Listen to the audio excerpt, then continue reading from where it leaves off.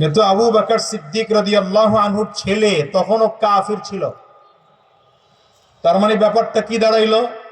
ছেলে ইসলামের পক্ষে এসেছে যুদ্ধের ময়দানে, বাবা ইসলামের পক্ষে এসেছে, কোরআনের পক্ষে, দ্বীনের পক্ষে, নবীর পক্ষে, আল্লাহর পক্ষে আসছে বাবা।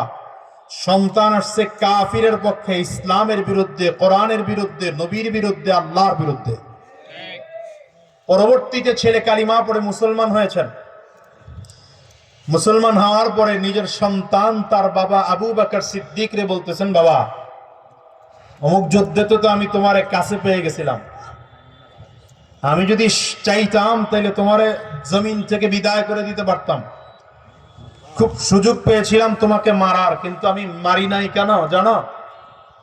কেন মারি নাই? কারণ হলো তুমি যে আমার বাবা, আমি তো আমার বাবার গায়ে আঘাত করতে পারি না, এই জন্য আমি তোমারে আঘাত করি নাই, জমিন থেকে বিদায় করিনি।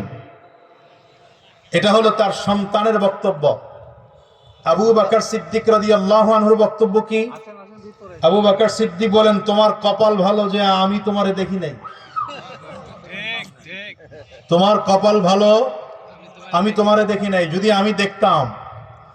আমি দেখতাম যে আমার সন্তান ইসলামের বিরুদ্ধে, কোরআনের বিরুদ্ধে, নবীর বিরুদ্ধে, আল্লাহর বিরুদ্ধে, বেঈমানদের পক্ষে যুদ্ধ করার জন্য যুদ্ধের ময়দানে হাজির হয়েছে, তো আমি সন্তানকে এক যাররা পরিমাণ মায়া করতাম না, ওকে জবাই করে জমিন থেকে বিদায় করে জাহান্নামে পাঠিয়ে দিতাম।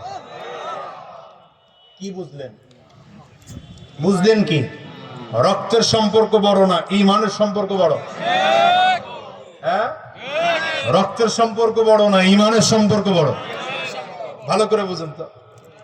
জি, আমার ফারুক রাদিয়াল্লাহু আনহু নবীজির মাথা আনার জন্য রওনা করছেন। আপনি চিন্তা করতে পারেন, এর থেকে বড় অপরাধী গোটা পৃথিবীর মধ্যে আর কেউ হতে পারে না, যিনি আমার নবীর মাথা নেওয়ার জন্য খোলা তরবারি কাদের মধ্যে উঠায় রওনা করছেন।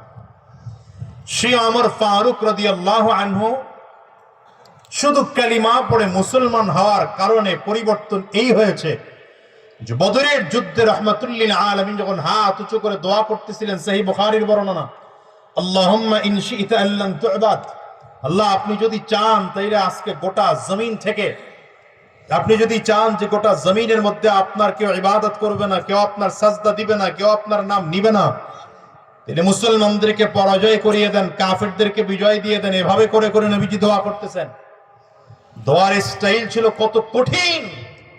আমার নবী দোয়া করতে করতে হাত সিনা বরাবর উঠিয়েছেন, দোয়া চলতেছে, হাত উপরের দিকে উঠতেছে, দোয়া যত হচ্ছে হাত উপরের দিকে উঠতেছে, হাত উঠে উঠে উঠে উঠে একদম পুরো হাত উঠে গেল। বর্ণনাকারী বলেন নবীজির হাত এত উপরে উঠেছে নিজের চাদর সরে গিয়ে বগল মুবারক দেখা গিয়েছে নবীজির। এবার শুধু বসা নয়, নবীজি ধীরে ধীরে দাঁড়াতে আরম্ভ করলেন। দাঁড়াতে দাঁড়াতে দাঁড়াতে দাঁড়াতে আমার নবী পুরো দাঁড়িয়ে গেলেন। শুধু দাঁড়িয়ে গিয়েছেন তাই নয়, পায়ের বুড়ো আঙ্গুলের মধ্যে ভর করে এত উঁচু হয়েছেন, মনে হয় যেন রব্বে করিমের আরশে আজিমে ঝুলে ঝুলে আমার নবী আল্লাহর কাছে দরখাস্ত করতেছে। এই হালাত যখন আবু বকর সিদ্দিক রাদিয়াল্লাহু আনহু নবীজির সামনে দাঁড়িয়ে নবীজিকে বুকের সাথে জড়ায় ধইরা দুই হাত নবীজির বুকের সাথে লাগায়া বলতেছেন, হাসবুকা ইয়া রাসূলুল্লাহ, যথেষ্ট হয়েছে হুজুর, আপনি আর কাঁদবেন না, আপনি যদি কাঁদেন আমরা সহ্য করতে পারি না। এই মুহূর্তে হযরত ওমর ফারুক রাদিয়াল্লাহু আনহু নবীজির সামনে দাঁড়ায় বলেন, পয়গম্বর আপনি টেনশন করবেন না, আমরা মুসা নবীর উম্মত না, আমরা মুহাম্মদুর রাসূলুল্লাহর উম্মত।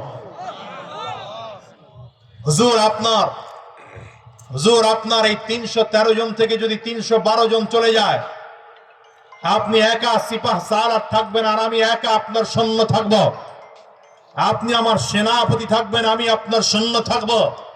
এই হাজারো বেঈমানদের বিরুদ্ধে আমি আমার একা যুদ্ধ করব। আপনার ডানে থেকে বামে থেকে সামনে থেকে পেছনে থেকে, জীবনে এক ফোঁটা রক্ত শরীরে থাকা সত্ত্বেও যুদ্ধের ময়দান ছেড়ে পালাবো না। রাহমাতুল লিল আলামিন জিজ্ঞাসা করেন, আবু বকর, ওমর এই সাহস তোমার কোথা থেকে হয়? তুমি কি জানো ওরা হাজারের উপরে? আমার ফারুক বলেন, হুজুর আপনার কথাতেই তো সাহস হয়। বলে কি কথা? হুজুর আপনি তো বলেছেন যাদের মধ্যে ঈমান আছে ওরা জিন্দা, যাদের মধ্যে ঈমান নাই ওরা মুর্দা। কথা বলে না কেন? যাদের মধ্যে ঈমান আছে ওরা জিন্দা, যাদের মধ্যে ঈমান নাই ওরা মুর্দা। তো আমার একার মধ্যে ঈমান আছে, হাজারো বেঈমান হোক না, ওদের মধ্যে তো ঈমান নাই। তো যার মধ্যে ঈমান নাই ও মুর্দা। আমি একা জিন্দা হয়ে হাজার মুর্দার বিরুদ্ধে যুদ্ধের ময়দানে ঝাঁপিয়ে পড়বো, ভয় তো কিছু না। দেখেন না ঈমানদাররা যখন রাস্তায় নেমেছে, ঈমানদার যখন রাস্তায় নেমেছে, বেঈমান গুলো পালাতে পারে না, রাজপথ ছেড়ে পালানোর রাস্তা পায় নাই। কথা বলেন না কেন? জমিন থেকে হেঁটে যাওয়ার মতো সুযোগ হয় নাই, আকাশ থেকে উড়ে যাওয়া লাগছে। কথা বলেন না কেন? এটা ঈমানদারের শক্তি। কয়জন ঈমানদার নামছে? কয়জন নামছে? 50 লাখ? মোটেও না। 10 লাখ হিসাব করলে দেখবেন তাও না। হাতে গোনা 2, 4, 5 লাখ, হাতে গোনা 10 লাখ 20 লাখ ঈমানদার নামছে। তাও তো সাহাবায়ে কেরামদের ওজনের পাল্লায় মাপ দিলে সেই ঈমান টিকবে না। কি কথা বলেন না কেন? মোটামুটি ঈমানদার নেমেছে তো 5 আগস্ট স্বৈরাচার দেশ ছেড়ে দল বল সহ পালাতে বাধ্য হয়েছে। কি বুঝছেন? বুঝলেন কি? বুঝছেন কি? এটা দিয়া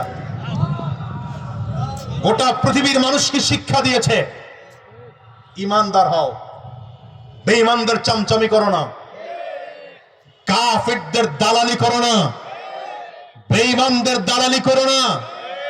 ঈমানি পাওয়ার নিয়ে শুধু ময়দানের দিকে আগাও, ঈমানি পাওয়ার নিয়ে ময়দানে আগাও। প্রয়োজনে মাথার পাগড়ি খুলে কামড়ে বেঁধে নাও, দেখবা বেঈমানরা এমন করে পালাবে, ওরা রাস্তা পাবে না, পারে না। আর ইসলাম সেই সময় গোটা বাংলার জমিনে কালিমার পতাকা পাট পাট করে উঠতে থাকবে। দেখেন না এই যে ফিলিস্তিনের অবস্থা, আজকে মুসলমানদের উপরে আঘাত, মুসলমানদের উপরে নির্যাতন,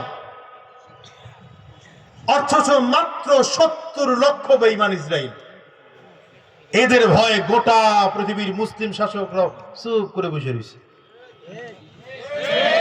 ভয় না জানি কোন দিক দিয়ে কি হয়ে যায়। অথচ এরা